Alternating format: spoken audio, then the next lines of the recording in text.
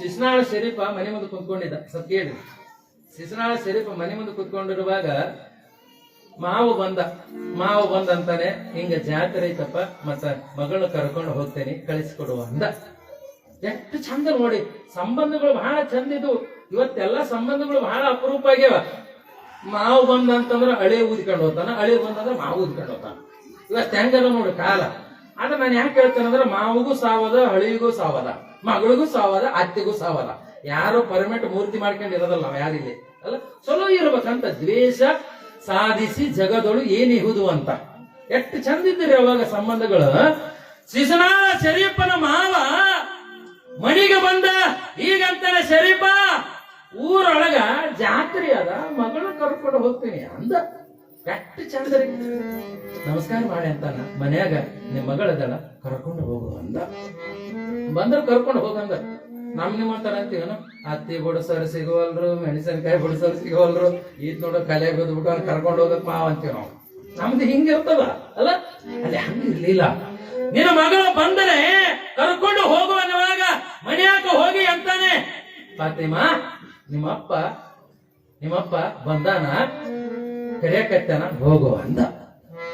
ಯವ್ವ, ನಿನ್ನ ಗಂಡ ಅಪ್ಪಣೆ ಕೊಟ್ಟಾನ, ಮತ್ತೆ ನಡಿ ತವ್ರ ಮನೆಗೆ ಹೋಗೋ. ನಾನು ಅವಾಗ ಬಟ್ಟಿ ರೆಡಿ ಮಾಡ್ಕೊಂಡು ಗಂಡನ ಪಾದಕ್ಕೆ ನಮಸ್ಕಾರ ಮಾಡಿ ಹೋಗಿ ಬರ್ತೀನಿ ಅಂದ್ರು ಹೆಂಡತಿ. ಶರೀಫನ ಹೆಂಡತಿ ಫಾತಿಮಾ ಅವಾಗ ಶರೀಫ್ ಅಂತಾನ, ಓದ ದಾರಿಗೆ ಮರಳಿ ನೋಡಬೇಡ ಅಂದ.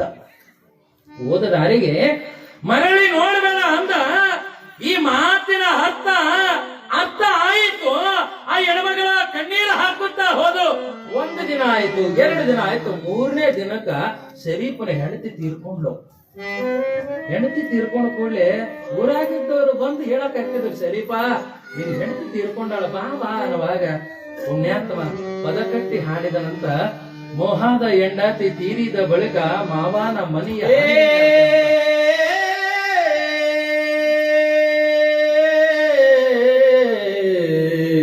ಮೋಹದ ಹೆಂಡತಿ ತೀರಿದ ಬಳಿಕ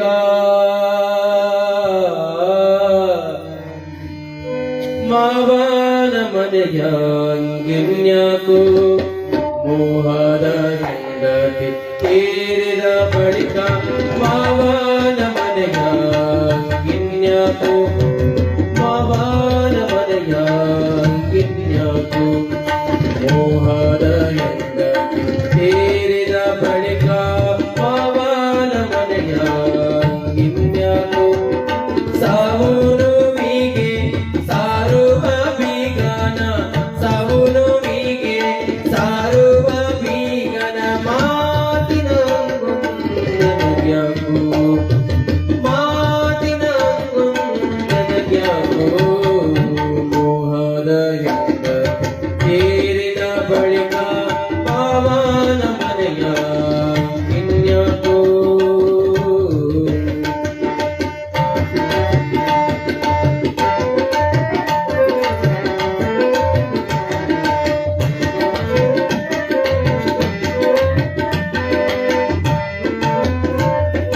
ಕಂಡವನದಿ ಸೋತಿ ತನ್ನ ಮೈಯಳುತ್ತಾಗಿ,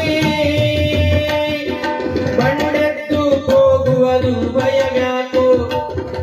ಕಂಡವನದಿ ಸೋಕಿ ತನ್ನ ಮೈಯಳುತ್ತಾಗಿ, ಬಂಡೆದ್ದು ಹೋಗುವುದು ಭಯವ್ಯಾಕು. ಮಂಡಲ ನಾಡಿಗೆ ಪಿಂಡದ ಗೂಡಿಗೆ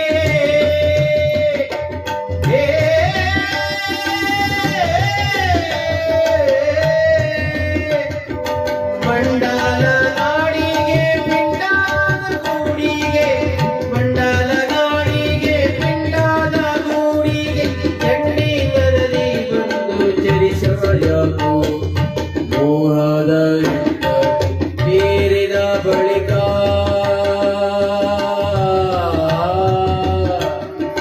ಮೋಹದ ಹೆಂಡತಿ ತೀರಿದ ಬಳಿಕ ಮಾವನ ಮನೆಯ